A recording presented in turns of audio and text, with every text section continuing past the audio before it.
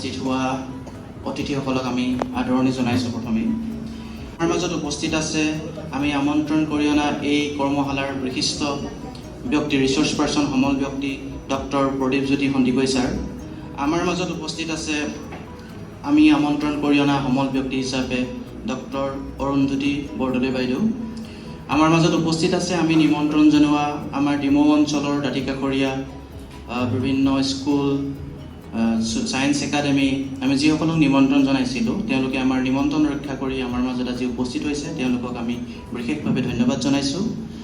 ডিমৌ মহাবিদ্যালয়ত আজি আয়োজন কৰিব লোৱা হৈছে কেঁচুসাৰ প্ৰস্তুতি সম্পৰ্কীয় এদিনীয়া কৰ্মশালাৰ এখনি। আচলতে Assam science technology and environment কাউন্সিলৰ অধীনত ডিমৌ মহাবিদ্যালয়ৰ ইক' ক্লাব আৰু NSSৰ উদ্যোগত দুদিনীয়া কাৰ্যসূচীৰে দুখন কৰ্মশালা আয়োজন কৰা হৈছিলে। তাৰে আজি প্ৰথম দিনৰ কাৰ্যসূচী কেঁচুসাৰ প্ৰস্তুতি সম্পৰ্কীয় কৰ্মশালা।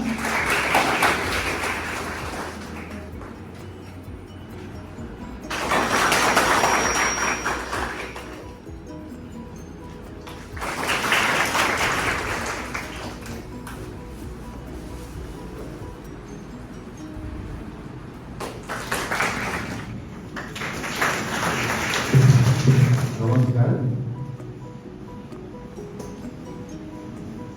ডিমৌ মহাবিদ্যালয়ৰ প্ৰেক্ষাগৃহত উপস্থিত শ্ৰদ্ধাৰ উপাধ্যক্ষ মহোদয়, সমল ব্যক্তি,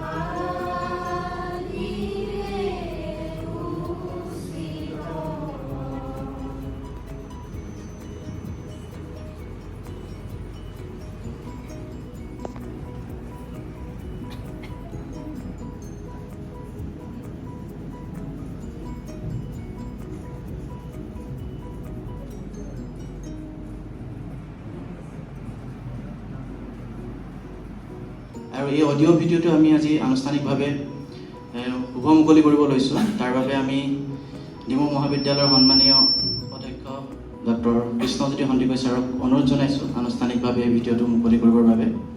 গৈ আছোঁ আমি এই ক্ষেত্ৰত উপস্থিত সদস্যৰ সহযোগিতা কামনা কৰিছোঁ। ধন্যবাদ।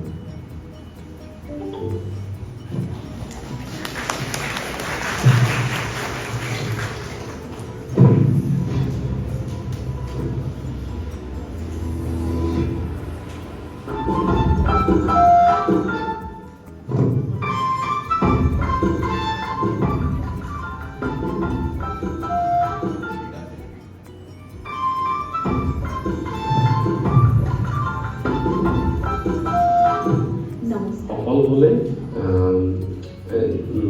মেধাৱী হোৱাৰ বাদেও মানে আমি যিটো আমি মেধা বুলি কওঁ, মেধা থকাৰ উপৰিও আৰু বহুতকেইটা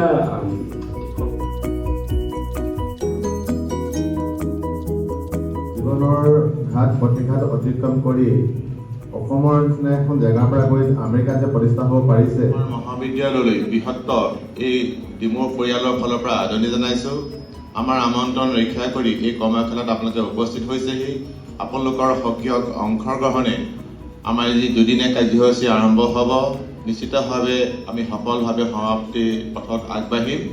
গতিকে আমি মহাবিদ্যালয়ৰ ফালৰ পৰা আপোনালোকক ধন্যবাদ আৰু কৃতজ্ঞতা জ্ঞাপন কৰিছোঁ। আমাৰ যি কৃষি ব্যৱস্থা, সেই কৃষি ব্যৱস্থাত বিজ্ঞান জড়িত কৰিবলগীয়া হ'ল, কাৰণ আমি কেতিয়াও বিজ্ঞানৰ অবিহনে আমি আগুৱাই যাব নোৱাৰোঁ। যিহেতু আমাৰ উৎপাদন বৃদ্ধি কৰিবলগীয়া হ'ল, তেতিয়া আমি কি হ'ল, আমি যিবিলাক বৈজ্ঞানিক ইয়াৰ কাৰণে আমাৰ গ্ৰীণ হাউচ যিটো আমাৰ সেউজ বিপ্লৱ বুলি আৰু ৰাইজৰ ওপৰত সেউজ বিপ্লৱ কৰা হৈছিলে। গতিকে সেই হিচাপে আমাৰ উৎপাদনবিলাক বৃদ্ধি হ'ল। কিন্তু সময়ৰ লগে লগে দেখা গ'ল যে যেতিয়াই আমি কেমিকেল বা এই যিবিলাক আমি সাৰ প্ৰয়োগ কৰিলোঁ আৰু তাৰ ফলস্বৰূপে কি হ'ল আমাৰ কৃষিভূমি বা আমাৰ শস্যৰ কি হ'ল আমাৰ পলুচন আহিলে, শস্যত পলুচন হ'লো হয়নে?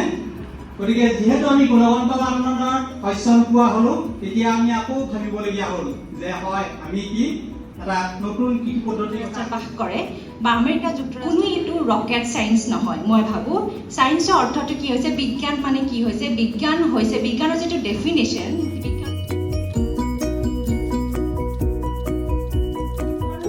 পানী ওলাই সেইখিনি আমি উদ্ভিদক দিব পাৰোঁ। সেইখিনি দিয়াৰ আগতে কেনেদৰে আমি বিশুদ্ধ কৰি লওঁ এই কথাটো মই আপোনাৰ জানিব বিচাৰিছোঁ।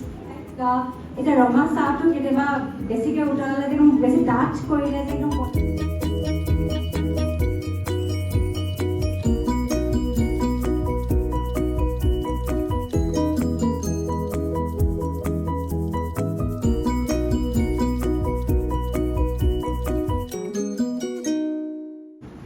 হঠাৎ আমি পাহৰি যাওঁ যে আমাক কাপোৰৰ মোনাটো লাগে।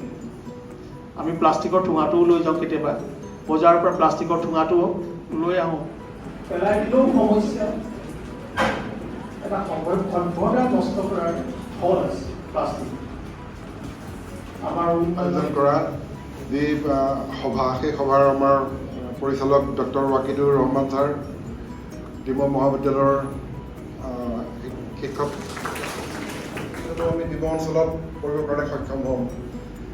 আচলতে ৱাকিদুৰ জৰিয়তে আমাৰ বিভিন্ন মহাবিদ্যালয় আৰু হয়তো বহুত বছৰ আগতে মোক ইচ্ছা হৈছিলে, এসময়ত মই খুব ঘনিষ্ঠভাৱে জড়িত হৈ আছিলোঁ সেই ক্লাবৰ অংশ হয়তো নহয় মই নাজানো, হয়তো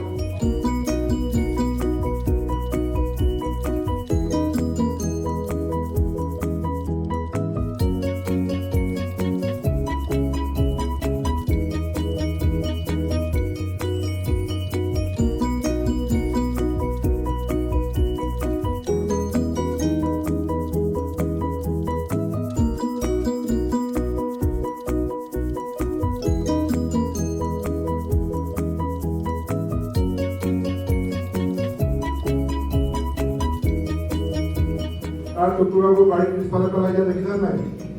দেখিছা? এইবোৰ কি? এই গোটেইবোৰ হৈছে গোটা আৱৰ্জনা। আমাৰ সকলোৱে নিশ্চয় ডিমৌ অঞ্চলত মই ভাবিছোঁ, মই আশা কৰিছোঁ যে ইয়াতে 95% পৰিয়ালে কলেজ হায়াৰ ছেকেণ্ডেৰী কোৱাচোন, গোটা আৱৰ্জনা তুমি দেখিছা নাই? দেখিছা? দেখিছা? কি দেখিছা কোৱাচোন?